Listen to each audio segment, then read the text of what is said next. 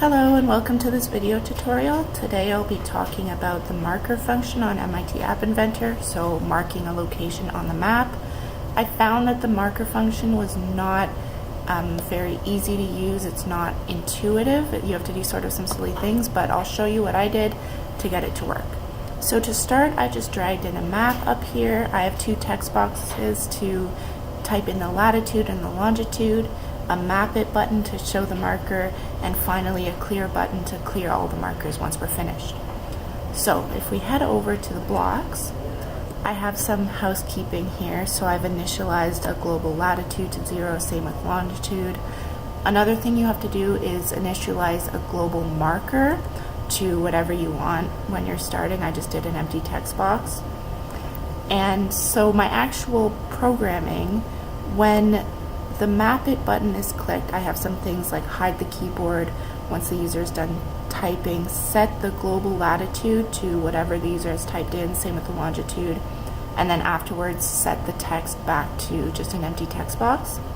But for using the actual marker, we're going to want to go to variables, set the global marker to the create a marker function in map 1. So if I go to call map 1 create marker, for the latitude and longitude, I'm going to use the global lat and the global long that we've set.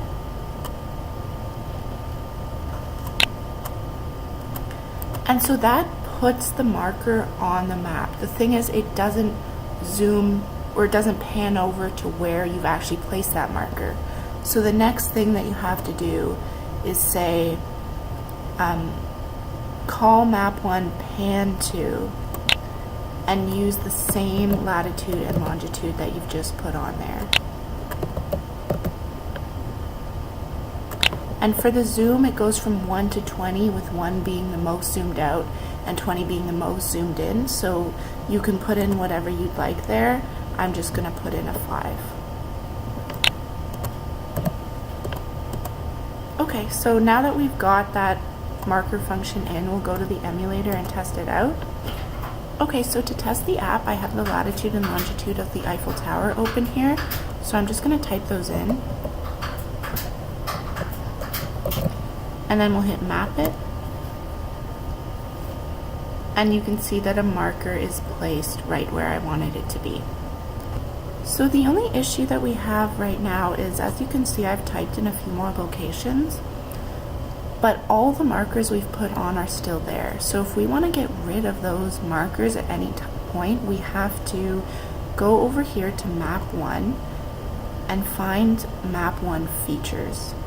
So the features of map 1 are anything that we've put on that map, including the markers. And it's stored as a big list. So to clear the markers, we're going to have to set map 1 features to an empty list, like so. And now if we hit the clear button, all our markers disappear. So I hope this was helpful. Let me know any questions you have in the comments, or if you know a better way to do this, I'd be happy to read about it. Thank you for watching.